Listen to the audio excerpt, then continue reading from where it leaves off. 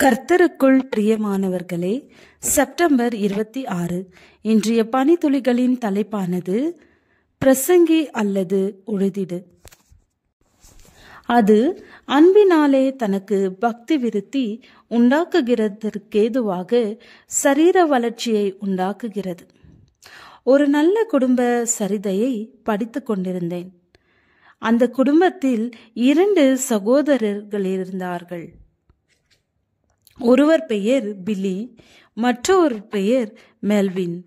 ஒரு நாள் இருவரும் தங்கள் வயல்வெளியில் நின்று கொண்டிருந்த பொழுது தங்கள் தலைக்கு மேலாக ஒரு விமானம் பறப்பதையும் அந்த விமானம் எதையோ எழுதுவது போல சாகசம் செய்வதையும் கண்டார்கள்.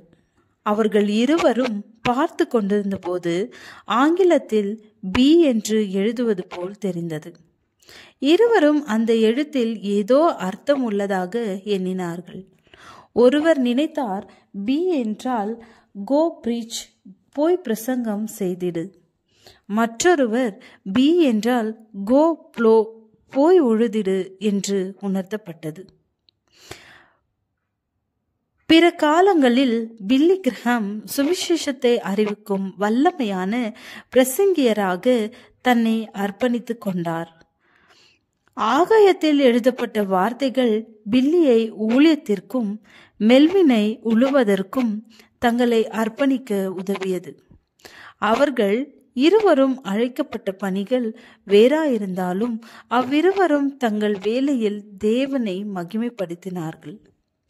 பில்லி கிரஹாம் ஒரு வெற்றியுள்ள பிரசங்கியராக உலக பிரசித்தி பெற்ற ஊழியராக விளங்கினார்.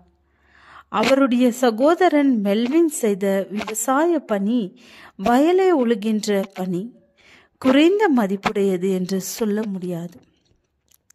தேவன் ஒரு சிலரை முழுநேர ஊழியத்திற்கு அழைக்கிறார் என்பதினால் மற்ற பணிகளை செய்வோர் குறைந்தவர்கள் என்று சொல்வதற்கில்லை. பவுலார் சொல்வது போல் அந்தந்த உறுப்புகள் அதனதன் வேலைகளை செய்ய வேண்டும். அவராலே சரீரம் முழுவதும் அதற்கு உதவியாயிருக்கிற சகல கணுக்களினாலும் இசைவாய் கூட்டி இணைக்கப்பட்டு ஒவ்வொரு அவயவமும் தன் தன் அளவுக்கு தக்கதாய் கிரியை செய்கிறபடியே அது அன்பினாலே தனக்கு பக்தி விருத்தி உண்டாக்குகிறதற்கேதுவாக சரீர வளர்ச்சியை உண்டாக்குகிறது. எபேசியர் 4வது அதிகாரம் 16வது வசனம். அவரவர்களுக்கு தேவன் கொடுத்த வரங்களின்படி உண்மையாக ஊழியம் செய்ய வேண்டும். நாம் ஊழியம் செய்தாலும் அல்லது உழுதாலும் நாம் செய்கின்ற வேலையின் மூலம் இயேசுவின் ஊழியத்தில் வித்தியாசத்தை உண்டு பண்ண முடியும். ஜெபம். பிதாவே, நீர் எனக்கு கொடுத்திருக்கிற பணியை உண்மையோடும் கடமை உணர்வோடும் செய்ய பலன் தாரும். ஆமேன்.